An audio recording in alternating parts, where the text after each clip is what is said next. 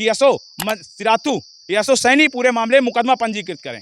कौशाम्बी में वही सरकार है पुष्पेंद्र जी, इंडिया गठबंधन सरकार है, उनके आदेश पर यहाँ का यसो, यहाँ का एसपी, यहाँ का डीएम, चूंकि पास्को एक्ट का धारा मुकदमा जो होता है अकेले यसो नहीं लिखता, उच्चाधिकारियों से आदेश लेना होता है और फर्जी मुकदमा लिखा जाता है। यहाँ की सरकार, उत्तर प्रदेश में योगी जी की सरकार होगी, लेकिन कौशाम्बी में पुष्पेंद्र ने अपनी सरकार बना रखी है पैसे के लेन देन के दम पे, जिसके चलते इनके खिलाफ फर्जी मुकदमा लिखा जाता है और लड़के को सेम डे जेल भेज दिया जाता है, जांच भी नहीं की जाती। विरोध है, तुम जमीन भी ले लो, तो होता क्या है, उसको ये दबंग लोग पकड़कर जबरदस्ती जहर पिला के मार देते हैं। यहाँ से पैदल मार्च लखनऊ तक होगा। लाठी भानने से आप लोग, लाठी उससे कोई मतलब, लाठी से कोई डरने वाला नहीं है। आप लाठी नहीं, गोली चलाइए, न्याय मिलने तक ये जंग जाने तक। कोई यहाँ हमारे जिले से बड़े बड़े नेता हैं जो सरकार तक में हिस्सा रखते हैं, अभी तक किसी भी बड़े नेता का इस पे सोशल मीडिया पर कमेंट नहीं आया कि है, चूंकि पूरे मामले में पुलिस पूरी तरह से फंस चुकी थी। हत्या का आरोप जितना आप पीड़ित पक्ष पे था, उतना साजिश करने का आरोप यहाँ के थाना अध्यक्ष पुलिस के अधिकारियों पर भी था। जो कौशाम्बी के समाजवादी के सांसद हैं, इंडिया गठबंधन जो सांसद हैं पुष्पेंद्र जी, वो बाकायदे लिख कर डालते हैं कि मैंने पीड़िता के लिए लड़ाई लड़ी और आदेशित किया, के ऊपर फर्जी मुकदमा लिखाया है। वो पहले से कई मामलों में आरोपी है, यहाँ तक कि उसने सरकारी कर्मचारियों को भी दौड़ा दौड़ा के मारा है।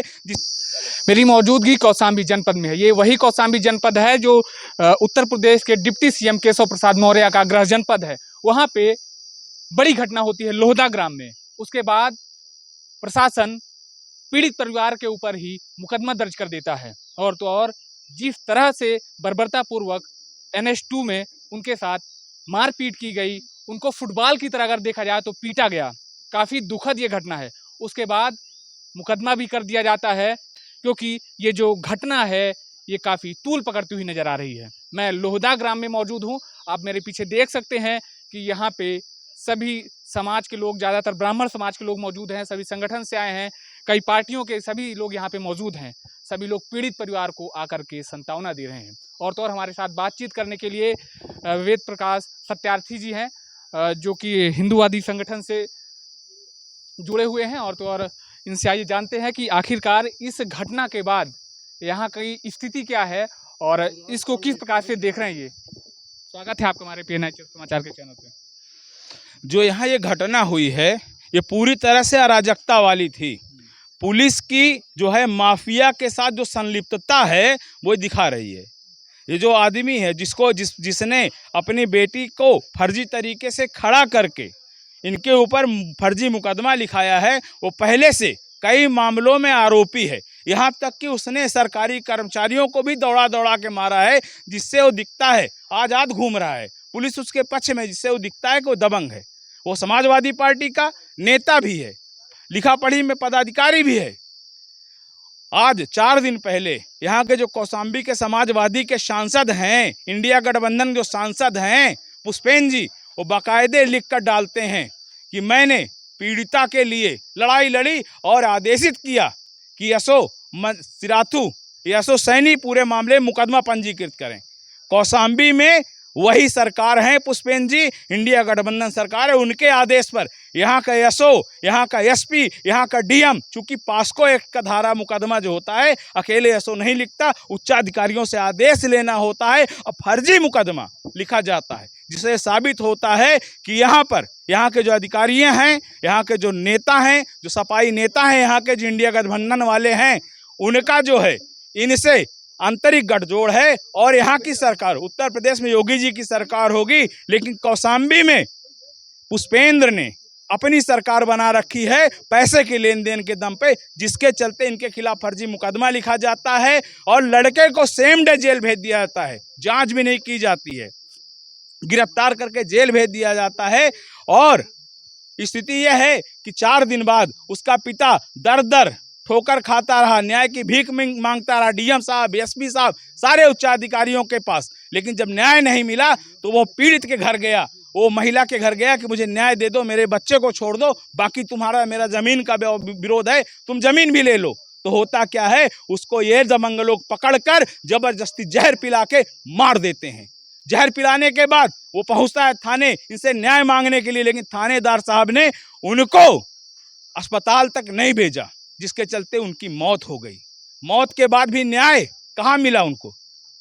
मौत के बाद जब वो एनएच में उनके परिवार के लोगों ने न्याय की मांग के लिए उनके शव को रखा, तो वहाँ पुलिस वाले जो उच्चाधिकारी यहाँ के जिले के जो एसपी साहब तक के जैसे पद के लोग वहाँ आकर लाठियाँ भाजते हैं। पुलिस वाले हैं, महिलाओं को मारते हैं, उनके कपड़े तक खुल जाते हैं।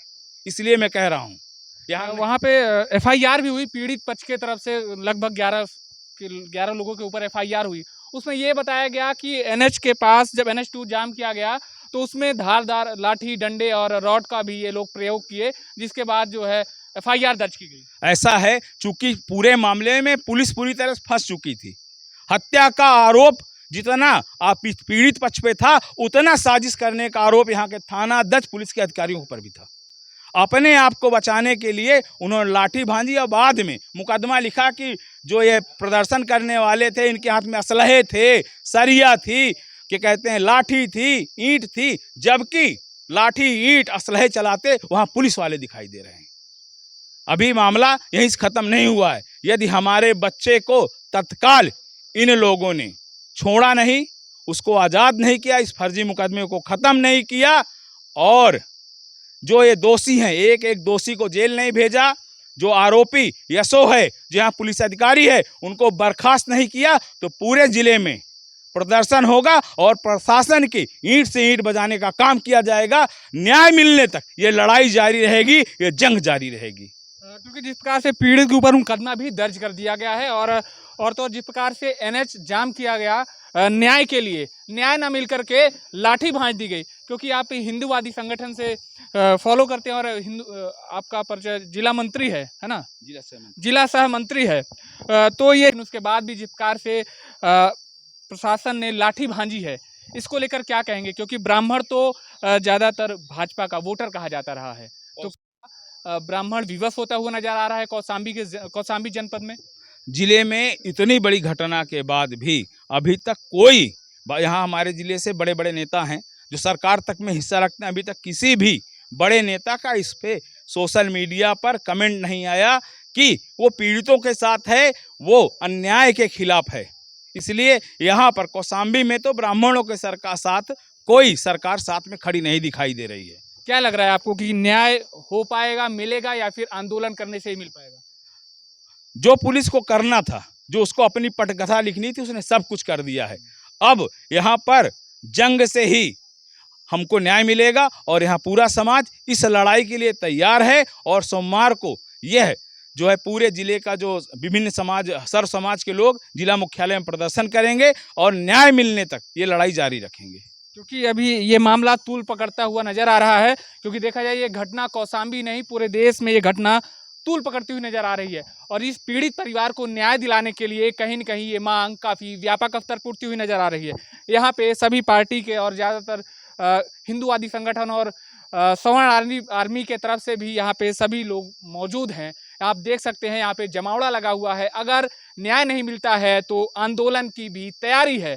अभी NH2 जाम किया गया है, हालांकि अब देखना आगे होगा कि और कौन कौन से प्रदर्शन होंगे, क्योंकि जिस प्रकार से पीड़ित परिवार के ऊपर बर्बरतापूर्वक लाठी भांजी गई है, ये काफ़ी दुखद है। इस घटना को माननीय योगी आदित्यनाथ को संज्ञान लेने की जरूरत है, क्योंकि से NH पे महिलाओं के ऊपर बर्बरतापूर्वक लाठीचार्ज हुई है। क्योंकि अब अगर देखिए, पहली बात है सोमवार को प्रदर्शन होगा और अपनी मांग रखी जाएगी। यदि इसके बाद भी यहाँ का जो जिलाधिकारी, यहाँ का जिला प्रशासन है, नहीं मानता है, हमें न्याय नहीं देने में कामयाब रहता है, तो कौशाम्बी से लोग लखनऊ के लिए कूच करेंगे और वहाँ भी प्रदर्शन करेंगे। यहाँ से पैदल मार्च लखनऊ तक होगा। लाठी भांजने से आप लोग, उससे कोई मतलब, लाठी से कोई डरने वाला नहीं है। आप लाठी नहीं, गोली चलाइए, न्याय मिलने तक ये जंग जारी। तुम्हारे साथ वेद प्रकाश सत्यार्थी जी रहे हैं और इस पीड़ित परिवार के घर आए हैं, और यहाँ पर तमाम ढेर सारे लोगों का जमावड़ा लगा है। गांव के लोग हैं, क्षेत्र के लोग हैं, जिले के हैं, जिले के बाहर के भी लोग यहाँ पे आ रहे हैं। अब पीड़ित परिवार को सांत्वना दे रहे हैं। हालांकि अब देखना दिलचस्प होगा कि ये डिप्टी सीएम का गृह जनपद है कौशाम्बी, उत्तर प्रदेश के डिप्टी सीएम केशव प्रसाद मौर्य का गृह जनपद है। वहाँ पे इतनी बड़ी घटना हो जा रही है, क्योंकि आरोप यहाँ के सांसद के ऊपर भी लगते हुए नजर आ रहे हैं। हुई है, अब देखना दिलचस्प होगा कि यहाँ पे न्याय कब तक होता है। पीड़ित परिवार के ऊपर ये जो एफआईआर दर्ज हुई है, लगभग 11 लोगों के ऊपर एफआईआर दर्ज हुई है, एक बात थोड़ा छूट गई थी। एक हमने कल शाम को देखा कि एक फोटो वो नीम करौली बाबा की आ रही थी और एफआईआर यहाँ पे दर्ज है उनके नाम कौशाम्बी में। देखिए पूरे मामले में चूंकि पुलिस ने घालमेल करके रखा है और उसमें दो ऐसे व्यक्ति हैं जो इस प्रदेश से बाहर थे और पुलिस को वो घटना स्थल पर दिखे हैं और पुलिस ने उनके खिलाफ जो वहाँ चौकी इंचार्ज हैं लोकल के उन्होंने बाकायदे उनको देखकर और नामजद मुकदमा लिखा है। तो ऐसे फर्जी मुकदमा लिखाने वाले के ऊपर भी मेरे हिसाब से मुकदमा दर्ज करके उसको तत्काल जेल भेजना क्या चाहिए। प्रशासन को योगी के बुलडोजर का भी खौफ नहीं है? क्योंकि योगी सरकार न्याय के लिए पक्षधर है और बुलडोजर उनका तैयार है। हालांकि हो सकता है वहाँ पे तेल अब खत्म हो तो बात अलग है, लेकिन क्या यहाँ पे नजर नहीं गई? ये सूबे के डिप्टी सीएम उनका गृह जनपद है, कोई ऐसा जिला नहीं है। ये चर्चा का केंद्र और पूरे देश में ये गूंज उठ रही है। देखिए योगी जी की सरकार उत्तर प्रदेश में है, बहुत चकाचक है, बुलडोजर धक्का-धक चल रहा है। लेकिन कौशाम्बी की बात करेंगे तो कौशाम्बी में तो समाजवादियों की ही सरकार है, उनकी गुंडई चल रही है। उन्हें वही थाना तय करते हैं कौन एसओ साहब थाना में होंगे और कौन एसडीएम साहब होंगे। इसलिए सबको दिखता होगा कि पूरे प्रदेश में उत्तर प्रदेश में योगी सरकार है। मुझे तो कौशाम्बी में इन सपाई गुंडों की सरकार दिखाई देती है। तो न्याय की कुछ उम्मीदें लगे? क्योंकि जिला स्तर पर योगी जी से न्याय की उम्मीद है, इसीलिए मैंने कहा न्याय यहाँ नहीं मिलेगा तो लखनऊ चलेंगे, वहाँ से न्याय लेके आएंगे। तो जिस प्रकार से वो उत्तराखंड पे रहे और उनके ऊपर एफआईआर दर्ज हुई है, वो भी मामला तूल पकड़ रहा है, क्योंकि ये जांच का विषय है। व्यक्ति यहाँ मौजूद नहीं रहे, वो उत्तराखंड बाबा नीम करौली के दर्शन करने पहुंचे, उसके बाद उन्होंने जीपीएस से फोटो भी वहाँ की भेजी, लेकिन एफआईआर कौशाम्बी में दर्ज होती है। ये जांच का विषय है, चूंकि अब मामला तूल पकड़ता हुआ नजर आ रहा है। हालांकि आपकी क्या राय है? आप अपनी राय हमें कमेंट बॉक्स में दे सकते हैं और आगे के अपडेट के लिए बने रहिएगा P9 समाचार के साथ। जय हिंद, जय भारत।